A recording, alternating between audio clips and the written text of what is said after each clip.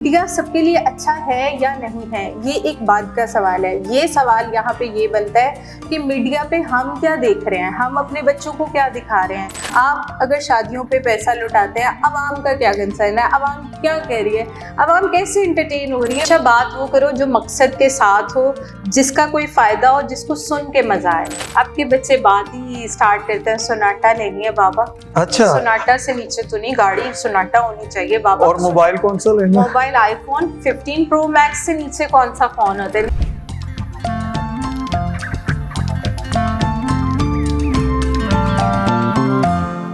बिस्मिल्लाहिर्रहमानिर्रहीम, अस्सलाम वालेकुम नाज़रीन, मैं हूँ कामिल नसीम बटालवी अपने प्रोग्राम मीट द माइंड्स के साथ, जिसमें आपकी मुलाकात करवाता हूँ ऐसे अशख़ास के साथ जो मुआशरे की भलाई और बेहतरी में अपना भरपूर किरदार अदा कर रहे हैं। नाज़रीन, आज हमारा मौज़ूई गुफ्तगू जिस पर हम बात करना चाहते हैं वो है मीडिया और मीडिया के मुस्बत और मनफी असरात जो हमारे मुआशरे पर मुरतब हो रहे हैं। इस सिलसिले में आज की हमारी मेहमान शख्सियत मिस इकरा आगा हैं, जो फ़िलहाल सुनो टीवी में बतौर एंकर पर्सन अपनी खिदमात अंजाम दे रही हैं, लेकिन वो एक हमाजहत शख्सियत होने की बिना पर एक एनालिस्ट भी हैं, एक जर्नलिस्ट भी हैं और माहिर तलीम भी हैं। आइए चलते हैं और उनसे मुलाकात करते हैं। जी, अस्सलाम वालेकुम मिस इकरा। वालेकुम अस्सलाम कामरान साहब। आपका मीट द माइंड्स में जी बहुत शुक्रिया कि आपने अपने वक्त में से वक्त निकाला। अरे नहीं, thank you so much for having me in your studio. कोई प्रॉब्लम नहीं है जी, थैंक यू वेरी मच। अच्छा, मैं आपका मैंने अभी तारुफ करवाया, मैं ये समझता हूँ कि कुछ अचीवमेंट जो मेरे से रह गई हैं वो आप खुद शेयर करें हमारे नाज़रीन के साथ। अचीवमेंट्स तो बस यही है कि मैं मीडिया में एज एन एंकर काम कर रही हूँ और अच्छा एक मेरा जो है वो जर्नी रहा है अभी तक। और क्वालिफ़िकेशन में I have done MPhil in media studies from canned Lahore, माशाल्लाह। और आफ्टर दैट मुझे मीडिया फ़ॉरेन से मैंने स्टार्ट नहीं किया, क्योंकि देखें जब हम एक यूनिवर्सिटी में पढ़ के आते हैं ना तो हमें ऐसा लग रहा होता है कि हमें सब कुछ आता है। जी जी। लेकिन हमें फिर भी बहुत सारी स्किल्स ऐसी होती हैं जो खाली किताबें आपको नहीं बताती।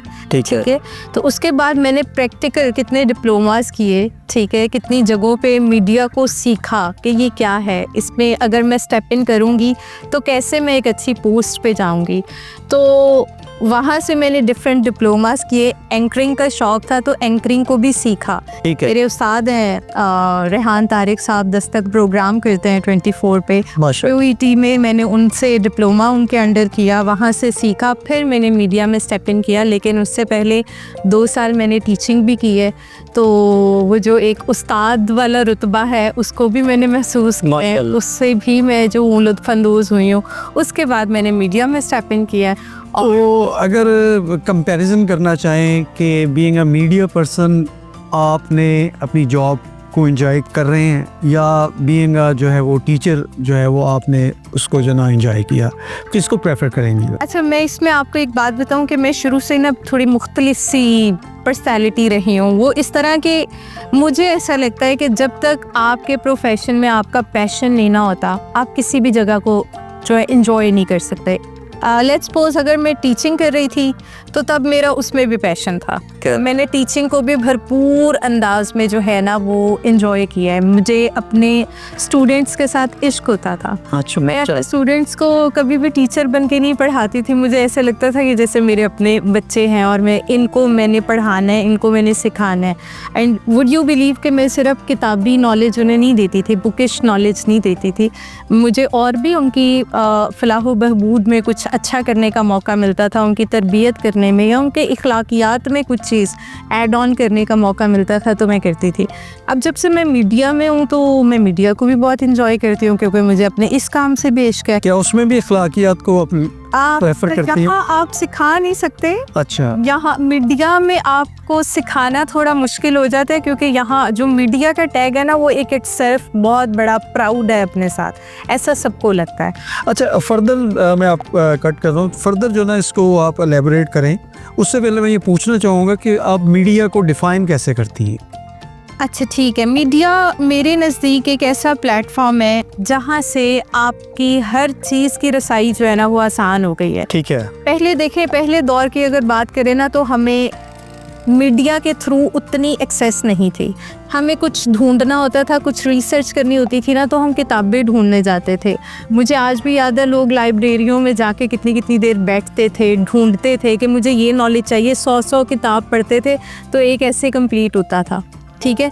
लेकिन अब जो है हमारे मीडिया ने इतनी आसानी कर दी है, ये चैट जीपीटीज और डिफरेंट किस्म के सॉफ्टवेयर, डिफरेंट किस्म के AI टूल्स आ गए हैं, तो इस वजह से इतनी आसानी हो गई है कि बहुत शॉर्टेज ऑफ टाइम में आप अपना अच्छे से अच्छा और बड़े से बड़ा काम करवा सकते हो इस मीडिया के थ्रू। तो मीडिया ने इंफॉर्मेशन में बहुत आसानी कर दी है, आपको नॉलेज बहुत इजीली मिल सकता है मीडिया के थ्रू। एंटरटेनमेंट भी अच्छी है, और मीडिया एक ऐसा प्लेटफॉर्म है जहां आपकी रसाई बहुत आसान हो गई है बहुत सारे कामों को लेके, ठीक है। तो मेरे ख्याल में मीडिया एक अच्छी चीज़ है। अब इसका यूज़ कैसे है वो हम इंसानों पे डिपेंड करता है। ये बात आपने कर दी, वही मैं पूछने जा रहा था कि मीडिया जो है वो क्या सभी के लिए मुफीद है? सभी के लिए मुफीद है, बड़ा अच्छा क्वेश्चन है आपका। इसमें मैं आपको यही कहूँगी कि सब खुद क्या ढूंढना चाह रहे हैं मीडिया पे, क्या करना चाह रहे हैं मीडिया पे, वो बहुत मैटर करता है। अब मैं और आप यहाँ पे बैठे हैं, देखें हम कंटेंट एजुकेशन से हट के भी बना सकते थे, हम एजुकेशन पे क्यों बात कर रहे हैं, मेरा आपसे सवाल है। उसकी हमें कमी महसूस हो रही है कि लोग इस पर बात कर नहीं रहे या सुनना नहीं चाहते, क्योंकि आपको ऐसा लग रहा है कि मीडिया पे कंटेंट एजुकेशन के अलावा बहुत सारा ऐसा बन रहा है जिसकी व्यूअरशिप बहुत ज़्यादा है। बिल्कुल, ठीक है। ऐसा कंटेंट बन रहा है जो हमारे बच्चे खराब कर रहे हैं, ऐसा कंटेंट बन रहा है जो हम फैमिली में बैठ के नहीं देख सकते, ठीक है। तो हमने ये सोचा कि हम एजुकेशन पे बात करें, हम उन बच्चों पे बात करें, हम उन पेरेंट्स पे बात करें कि जो मीडिया के थ्रू अपने बच्चों को अच्छी चीज़ दिखा नहीं पा रहे, ठीक है। कि तो मीडिया सबके लिए अच्छा है या नहीं है, ये एक बात का सवाल है। ये सवाल यहाँ पे ये बनता है कि मीडिया पे हम क्या देख रहे हैं, हम अपने बच्चों को क्या दिखा रहे हैं, हम पेरेंट्स क्यों चेक एंड बैलेंस नहीं रखते बच्चों पे जब वो, ठीक है। अब व्लॉगिंग पे बात कर लेते हैं। आजकल हॉट इशू तो हमारा व्लॉगिंग है ना, कि व्लॉगिंग बहुत ज़्यादा हो गई है। फिर पहले व्लॉगिंग थी कि चले आप करते, अपनी ज़ात तक करते, अब हम फैमिली व्लॉगिंग पे आ गए हैं। हम फैमिली व्लॉगिंग में ऐसा कंटेंट दिखा रहे होते हैं कि जो हमें लगता है कि पहले प्राइवेसी होती थी। हम अगर अपने घरों की बात करें ना, तो पाकिस्तानी क्या हर इंसान का शुरू से ये रहा है कि उसे ये देखने का बड़ा शौक है कि दूसरे के घर में क्या हो रहा है। बिल्कुल ऐसे हम कभी ये नहीं देखते हमारे अपने घर में क्या चल रहा है, लेकिन हमारा ये बड़ा शौक है कि दूसरे के घर में देखें उसके घर में क्या हो रहा है, ठीक है। तो वो जो पहले चीज़ थी ढकी छुपी, लोगों को कोई कोशिश करनी पड़ती थी कि भाई मैं देखूं उसके घर में क्या हो रहा है, इसके घर में क्या हो रहा है, इसके घर में क्या एक्टिविटीज़ है। अब वो सब कुछ मीडिया पे खुद हम लोग खुद दिखा रहे हैं, हम खुद दिखा रहे हैं हमारे बच्चे कब पैदा हो रहे हैं, हम खुद दिखा रहे हैं कि हमारे घर में शादियाँ कब हो रही हैं, शादियाँ कैसे हो रही हैं, ये चीज़ें तो हम खुद दिखा रहे हैं। क्या आप माजी में जब आप मीडिया से जुड़ी नहीं थी, क्या आपके आइडियल भी कुछ ऐसे लोग हुआ करते थे? अगर आप मेरे से पूछ रहे हैं ना, तो देखिए जो टीनेज होती है ना, उसमें मेरा ख्याल है कहीं ना कहीं आपको इनका ऑब्सेशन हो जाता है, क्योंकि हम सोशल मीडिया में यूट्यूब खोलती भागने थी, कुछ ना कुछ सामने आ जाता है। अच्छा, यूट्यूब का भी ना जो एक सिस्टम इस तरह का है, एल्गोरिदम इस तरह का है कि हम जो चीज़ ज़्यादा देखते हैं ना, वो दिखाती भी हमें वो चीज़। अब तो सब में हमारे कसूर नहीं है, अब तो सबका ही बन चुका हुआ है। इसमें भी एक्चुअली हमारे कसूर नहीं है, इसमें होता एल्गोरिदम यूट्यूब का इटसेल्फ इस तरह का है कि अगर मैं किसी व्लॉगर को देख रही हूँ, तो जब भी मैं यूट्यूब ओपन करूंगी तो व्लॉगर ही मेरे सामने आएगा। तो उस टाइम पे टीनेज में मैं शाहवीर जाफरी को बहुत सुनती थी, शाम इदरीस एक उस टाइम पे होता था व्लॉगर, उसको बहुत देखती थी। तो कहीं ना कहीं जब मैं रात में सोती थी ना, तो मैं ये सोच रही होती थी, वो ये कितना एंजॉय करते हैं, इनकी क्या लाइफ है, ऑल टाइम गैदरिंग्स हैं, ऑल टाइम फ्रेंड्स हैं, इनकी तो लाइफ भाई बहुत मज़े की है। तो मैंने एक चीज़ नोटिस की कि मुझे तो इनका ऑब्सेशन हो रहा है। फिर मैंने उस टाइम पे डिसाइड किया कि मुझे भी यूट्यूब बनाना है, कि मैं रियल एग्जांपल आपको दे रही हूँ, इसमें कुछ फेक नहीं है, ठीक है। मुझे वहाँ पे रियलाइज हुआ मुझे भी यूट्यूब बनाना है, मैं भी यूट्यूब बनाऊंगी, और मैंने यूट्यूब बनाया। अच्छा। एंड मैंने उसको आफ्टर अ मंथ मोनेटाइज भी करवा लिया। वाह जी। ठीक है। तो उसमें आपने जो कंटेंट रखा, वो आपका कौन सा जो ना वो सब्जेक्ट था? वो नहीं बताने लगी हूँ आपको कि जब ऑब्सेशन उनको बनाया हुआ था तो कंटेंट क्या बनाती मैं। अच्छा। मैं आपको वही बताने लगी हूँ कि मैंने आफ्टर अ मंथ उसको मोनेटाइज भी करवा लिया, और मैंने बहुत व्लॉगिंग का ना छोटा छोटा चंक, मतलब पूरी लाइफ नहीं दिखाती थी, लेकिन मैं व्लॉगिंग करती थी। मैंने व्लॉगिंग करनी कि मेरी आज की मेजर एक्टिविटी ये है। जैसे मैंने अगर ट्रैवल करना है तो मैं दिखा देती थी मैं ट्रैवल कर रही हूँ, मैं यहाँ जा रही हूँ, मैं वहाँ जा रही हूँ। मैंने कोई 2 से 3 मंथ्स बजाते खुद व्लॉगिंग की है। अच्छा, ठीक है। लेकिन 3 मंथ्स के बाद ना मुझे सेल्फ रियलाइजेशन हुई, और वो ये थी, मैं जब व्लॉगिंग करती थी मैं इंटरनली सेटिस्फाइड नहीं हो पाई ना। तो 3 मंथ्स के बाद मुझे सेल्फ रियलाइजेशन हुई कि ये जब आज से 10, 20, 15 साल बाद, कोई 6 साल बाद जब मेरे बच्चे देखेंगे तो वो क्या कहेंगे कि ये कैसा कंटेंट था, मामा ये क्या बनाती थी आप, इसका पर्पस क्या था। तो तब मैंने कहा मैं उन्हें क्या जवाब दूंगी कि क्या है, मैं ट्रैवल कर रही हूँ, इससे आपका क्या कंसर्न है, मैं कुछ खा रही हूँ, इससे आपका क्या कंसर्न है, मैं तो शॉपिंग कर रही हूँ तो इससे आपका क्या कंसर्न है। हमारे दीन में तो यहाँ तक कहा जाता है कि अगर आप अच्छा खाना भी खा रहे हो ना तो खाना भी दूसरों को ना दिखाओ, क्योंकि बहुत सारे बच्चे हैं जो अच्छा खाना भी नहीं खा के सोते। बहुत सारे बच्चे ऐसे हैं जो अच्छा कपड़ा पहन के नहीं देखते, उन्हें नहीं पता नया कपड़ा क्या है। बिल्कुल ठीक है। तो वो जब फिर सेल्फ रियलाइजेशन हुई ना, आज भी मैं ऑन द स्पॉट कह रही हूँ, इकरा आगा चैनल अभी भी कोई खोल के देखे वहाँ पे एक व्लॉग नजर नहीं आएगा। अच्छा, मैंने सब प्राइवेट कर दिया, मेमोरीज अभी भी हैं, लेकिन सब प्राइवेट कर दिया। यानी कि इससे कह सकते हैं कि एक self responsibility to the society, self realization सबसे इम्पोर्टेंट है। आप मुझे 10 दफा कह दें आप व्लॉगिंग ना करें, मैं नहीं छोड़ सकती। मैं कहूँगी क्यों, आप क्या कैसे कह सकते हाँ, यानी कि कोई किसी को मोल्ड नहीं कर सकता। समझ में आएगा ना, ठीक है, कि भाई ये काम मैं नहीं कर सकती क्योंकि मुझे सूट नहीं करेगा, इससे हमारी सोसाइटी को एक मैसेज अच्छा नहीं जा रहा, तो फिर मैं उसे नहीं करूँगी। और जब मुझे ये रियलाइज़ हुआ, मैंने अपने व्लॉग सारे हटा दिया। मैं 2 साल से चैनल के अंदर हूँ, मेरी सराउंडिंग में बहुत सारे लोग हैं जो मुझे कहते हैं आप ब्लॉगिंग क्यों नहीं करती, आप ब्लॉगिंग करें। तो मेरा सिर्फ सवाल ये है सबसे कि मुझे सिर्फ ये बताएं कि आपकी व्लॉगिंग से, आपकी घरेलू एक्टिविटीज़ से, आपके जो भी आपके घर के अंदर 4 दीवारी के अंदर हो रहा है, उससे आप आवाम को क्या मैसेज दे रहे हैं। आप अगर शादियों पे पैसा लुटाते हैं, आवाम का क्या कंसर्न है, आवाम क्या कह रही है, आवाम कैसे इंटरटेन हो रही है। और मेरा उस सोसाइटी से भी क्वेश्चन है कि आवाम कैसे उनको देख के इंटरटेन होती है। मुझे सिर्फ ये जवाब बताएं। शादी वो कर रहे हैं, पैसा वो लुटा रहे हैं, इंजॉयमेंट उनकी है, खाना वो खा रहे हैं, सब कुछ तो वो कह रहे हैं, आपकी इंटरटेनमेंट आ रहा है यहाँ पे। अच्छा, इसी से रिलेटेड मैं आपसे मज़ीद पूछना चाहूँगा कि ये जो फैंटेसी बन जाती है, इससे बराह रास्त हमारी नौजवान नस्ल बिलखुसूस तालिब इल्म जो ना वो मुतासिर हो रहे हैं। तो जो तालिब इल्मों के ऊपर असरात मुरतब हो रहे हैं, वो जो है वो कैसे दूर हो सकते हैं, और मीडिया कहाँ तक इसका जिम्मेदार है? अच्छा, जैसे मैंने आपको अपने पर्सनल एग्जांपल दे के बताया अभी कि मुझे भी ऑब्सेशन हो गया था ये चंद फेसेस का, मैं खुद उस ट्रैक पे चल पड़ी थी। और उसके बाद ना आपकी सराउंडिंग का, आपके घर वाले जो होते हैं उनका बड़ा रोल होता है। मेरी मदर ने मुझे कभी नहीं कहा कि आप ऑन स्क्रीन ना जाओ, लेकिन मेरी मदर हमेशा एक बात कहती थी कि मुझे ये चीज़ अच्छी नहीं लगती कि तुम ऑन स्क्रीन जाके कोई बगैर मकसद के बात करो। हाँ। तो हमेशा बात वो करो जो मकसद के साथ हो, जिसका कोई फ़ायदा हो, जिसको सुन के मज़ा आए। बिल्कुल ठीक है। तो अगर आपके घर में आपके बच्चे या आपकी सराउंडिंग में आपके छोटे बहन भाई उस चीज़ की तरफ जा रहे हैं, तो आप अगर ये समझ रहे हैं ना कि आज की नस्ल को आप डंडा मार के कहेंगे यहाँ नहीं जाना और वो नहीं जाएगी, वो जाएगी। हाँ, रोक नहीं सकते। ये ज़माना जदीद हो गया, पहले वक्तों की बातें और थी। ठीक है। तो यहाँ पे ना आपका काम इतना है, being a parent, being a teacher, being a elder brother और अ सिस्टर, आपका काम इतना है कि आप उनकी काउंसलिंग करें। आप कभी ये ना सोचें कि मैं मना करूँगा कि नहीं करना तो बच्चा नहीं करेगा। नहीं, आप उनकी काउंसलिंग करें, आप उनको आहिस्ता आहिस्ता समझाएं कि ये जो काम कर रहे हो इससे मुझे सिर्फ ये समझा दो फ़ायदा किसका है। क्या आपकी ज़ात का फ़ायदा है, क्या आपके सुनने वालों का कोई फ़ायदा है। जब उनके अंदर ये रियलाइजेशन हो जाएगी ना, तो वो ऑटोमेटिकली उन चीज़ों से दूर होते जाएंगे। तो उनके ऑब्सेशंस बजाय नेगेटिव बनने के पॉजिटिव हो जाते हैं। अच्छा, अभी आपने कुछ पर्सनैलिटीज़ के नाम लिए जो मीडिया कंटेंट क्रिएटर हैं। ये बहुत जो ना वो अब हमारी सोसाइटी के ऊपर असरअंदाज हो रहे हैं, और यहाँ तक कि ज़ाहिर है कि भी आपने मिसालें भी दी हैं।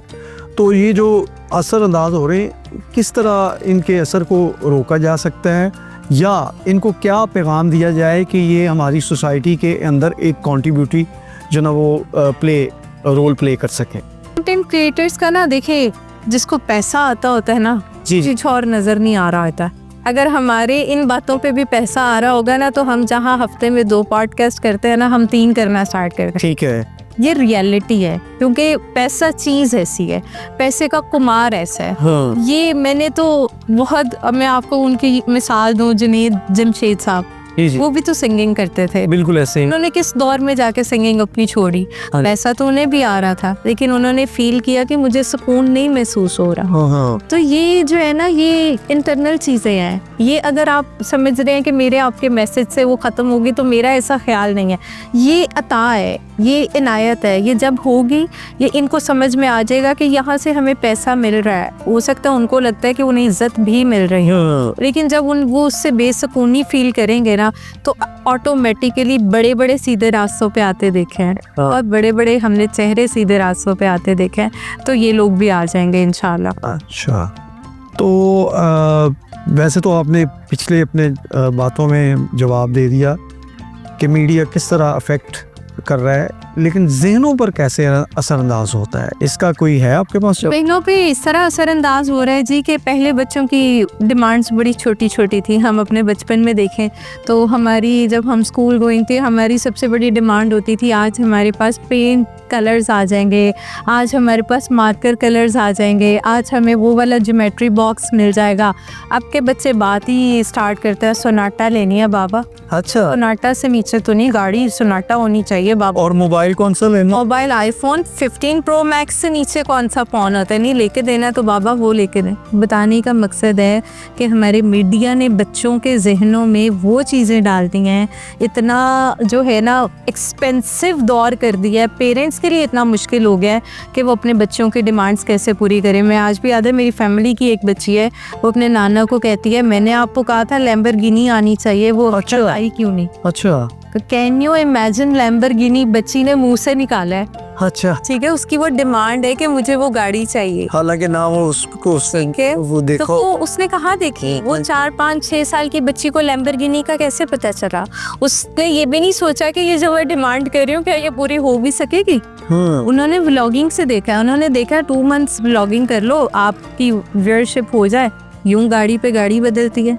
उन्होंने देखा शादी पे आप 500, 1000, 2000 बंदा बुलवाओ, पैसा लुटाओ। पैसा तो कमाना क्या मुश्किल है, ब्लॉगिंग करो, घर बैठ के कंटेंट क्रिएटर बन जाओ।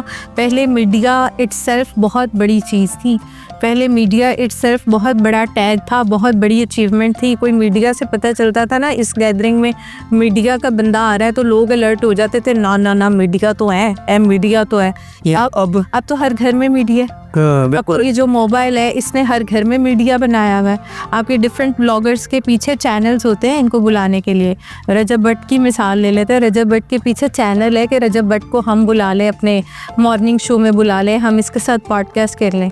ठीक है, वो अगला कहता है मुझे आप लोगों की ज़रूरत नहीं है, मेरी अपनी व्यूअरशिप आप लोगों से ज़्यादा है।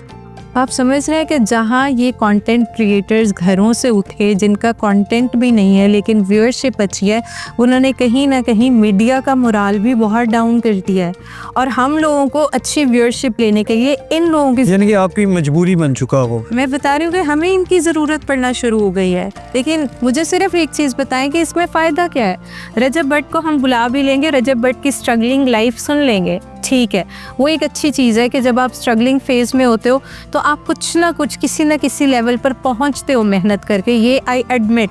ठीक है, लेकिन आप कंटेंट क्या दे रहे हो? आप कोई प्रोडक्ट ले लो, आप अपना कोई बिजनेस कर लो, आप कुछ भी करो, वो अच्छा है। मैं यहाँ पे बैठ के कहूँ कि भाई ये मेरा प्रोडक्ट है, मैंने इसको बेचना है, good, this is the way कि आप कुछ कर रहे हो, आप आवाम को कोई मैसेज दे रहे हो। लेकिन अगर मैं कहूँ मैं आपसे मजाक कर रही हूँ, मैं अपने कज़नों से मजाक कर रही हूँ, हम आ रहे हैं जा रहे हैं, अपनी पर्सनल लाइफ को एक्सपोज कर रहे हैं, तो ये कंटेंट नहीं है। नहीं, ये कंटेंट नहीं है। अच्छा, ये सारी जो डायमेंशन हैं जो हमारे माशरे को डिस्टर्ब कर रही हैं, इससे हम अपने बच्चों को इस तरह के कंटेंट से, इस तरह के कंटेंट क्रिएटर से कैसे दूर रख सकते हैं और बच्चों को पॉजिटिव वे में कैसे लेके जा सकते हैं? आप क्या तजवीज़ देंगी? अच्छा, इसके लिए ना मेरा मैसेज है पेरेंट्स के लिए कि पेरेंट्स को बहुत विजिलेंट होना पड़ेगा। बच्चे तो बच्चे हैं, वो तो मासूम है, उन्हें नहीं पता कि ये रास्ता अच्छा है कि नहीं। पेरेंट्स को बहुत विजिलेंट होना पड़ेगा। लेकिन अनफॉर्चुनेटली हम पेरेंट्स तो खुद बैठ के व्लॉगिंग देखते हैं। बिल्कुल ऐसे। अनफॉर्चुनेटली हम तो खुद इतने मसरूफ़ हो गए हैं या कमाने में, अब मदर्स भी कमाती हैं, फादर्स भी कमाते हैं, हम खुद अपनी अर्निंग के पीछे के बच्चों को वो लाइफस्टाइल दे सकें जो वो सोशल मीडिया देख के चाह रहे हैं। ठीक है, उस लाइफस्टाइल को देने की वजह से हम इतने मसरूफ़ हो गए हैं कि हमारे पास इतना टाइम नहीं है कि हम अपने बच्चे के साथ 10 मिनट बैठ सकें। हमारे पास इतना टाइम नहीं है कि हम उसकी काउंसलिंग कर सकें। हम लोगों ने घरों में मेड्स रख ली हैं कि हमारे बच्चों को पाल लें वो। ठीक है, हम लोगों के घरों में कुक्स आ गए हैं कि वो खाना बना लें।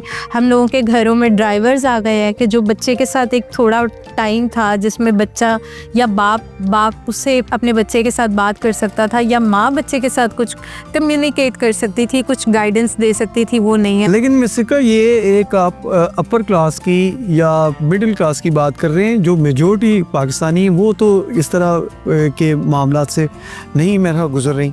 नहीं, आप सही कह रहे हैं कि, लेकिन मुझे लग रहा है कि मेजॉरिटी अब इसी तरह के मामलात से गुजर रही है। ठीक है। अब लोअर क्लास, सबसे लोअर क्लास तो मुलाजिम होता है ना घर का। हाँ जी, हाँ जी। घर के मुलाजिम भी अक्सर आके कह रहे होते हैं, जी बाजी मैं 7 दिन वाली मरी चली हैं। ठीक है, वो मोबाइल निकालती है और कह रही होती है, जी बाजी मैं 7 दिन वाली मरी चली हैं। ठीक है। इससे लोअर क्लास क्या है मुझे बताएं। ठीक है, तो कहने का मतलब पता है कि पेरेंट्स विजिलेंट हों। पेरेंट्स जो हैं अपने बच्चों के पास जो भी गैजेट्स हैं, टैब है, कंप्यूटर है, लैपटॉप है, मोबाइल है, कुछ भी है, उस पर वो रिस्ट्रिक्टेड करें ना। यूट्यूब पर रिस्ट्रिक्ट करें कि अंडर 18 कंटेंट आए उनके पास। ठीक है। तो उसमें कोई व्लॉगिंग नहीं आएगी, उसमें बच्चों के पास कंटेंट ही वो आएगा जो आप बच्चे को दिखाना चाहते हैं। और फिर जब आपका बच्चा अपने कमरे में बैठ के कुछ भी देख रहा है, आप क्यों नहीं जाते? आप बच्चे के साथ टाइम स्पेंड क्यों नहीं करते? वो ये तो बड़ी इम्पॉर्टेंट चीज़ है। हमारे ओल्ड डेज में ही वो होता था कि माएँ अपने बच्चों को रात को कहानियाँ सुनाया करती थी, उनको साथ बिठाया करती थी। लेकिन अब जदीद तकाज़ों के तहत क्या इस चैलेंज से निपटने के लिए निसाब में कुछ शामिल होना चाहिए? निसाब में बस ये शामिल होना चाहिए कि अपने बच्चों के दोस्त बन जाए। ठीक है। अपने बच्चों के साथ बैठें, अपने बच्चों के दोस्त बने, अपने बच्चों से पूछें। क्या आपके कितने बच्चे हैं? मेरा एक ही बेटा है। एक ही बेटा है। कितने साल का है? माशाल्लाह यूनिवर्सिटी जा रहा है, मीडिया स्टडी कर रहा है। आपको आपके बेटे के सारे इंटरेस्ट पता है? वो क्या Definitely। करता है, कहाँ जाता है, क्या शौक है उसको? उसकी बुनियादी वजह कि बॉन्डिंग जो है ना हमारी ऐसी है। That's the point। हाँ। That's the point। अगर आपके बच्चे के साथ आपकी बॉन्डिंग स्ट्रांग है तो वो कभी भी उस रास्ते पे नहीं जाएगा जिस रास्ते पे आप उसे नहीं जाने देना चाहते। क्यों? क्योंकि वो कुछ भी करेगा ना, उसके माइंड में आप होंगे, वो आपसे डिस्कस करेगा, आपकी फ्रेंडशिप होगी, वो बताएगा बाबा मैंने ये करना था, बिल्कुल ऐसा। आप मुझे बताएं मैं क्या करूं। तो बाप तो कभी अपने बच्चे को गलत रास्ते पे जाने नहीं दे सकता। बिल्कुल ऐसा। That's the point. पेरेंट्स के लिए सबसे इम्पॉर्टेंट ये है कि वो सबसे पहले अपने बच्चों के दोस्त बने। सख्ती वाला टाइम गुजर चुका है। हमारे स्कूलों में हमें मार भी पड़ जाया करती थी, अब तो स्कूलों में भी कहा जाता है मार नहीं प्यार। बिल्कुल ऐसे है। ठीक है, आप स्कूलों में टीचर्स नहीं मार सकती अपने बच्चों को। ठीक है, अगर अब अभी भी आपको लग रहा है ना कि इस दौर के बच्चे को आप डांट डपट करके समझा देंगे, बता देंगे और रोक देंगे कि नहीं करना तो नहीं करना, ऐसा पॉसिबल नहीं होगा। आपको बच्चे के लेवल पर जाना पड़ेगा, आपको बच्चे के लेवल पर उसको समझाना पड़ेगा। आप 40-50 साल के होंगे, बच्चा अभी बहुत मासूम है। बच्चे को आराम से समझाएं, उसकी काउंसलिंग करें, उसको गाइड करें, वो सुनेगा आपकी बात। क्यों नहीं सुनेगा? जी बहुत शुक्रिया। जी नाज़रीन, अभी हमने मिस इकरा की मालूमाती गुफ्तगू सुनी, जिससे हमें यही पैगाम मिलता है कि वालिदैन को अपने बच्चों के साथ इतनी मजबूत बॉन्डिंग कर लेनी चाहिए, ऐसा तल्लक इस्तवार कर लेना चाहिए कि कोई भी वो गलत रास्ता अख्तियार करने से पहले सोचे कि हमारा एक दोस्त है जो इन चीज़ों को जान सकेगा, और वो अपने वालिदैन की इज़्ज़त के हवाले से भी उसके रखवाले बन सकेंगे। आज के इसी पैगाम के साथ मैं इजाज़त चाहूँगा। अगले प्रोग्राम तक के लिए इजाज़त दीजिए, फिर मिलेंगे। अल्लाह हाफ़िज़। अस्सलाम वालेकुम।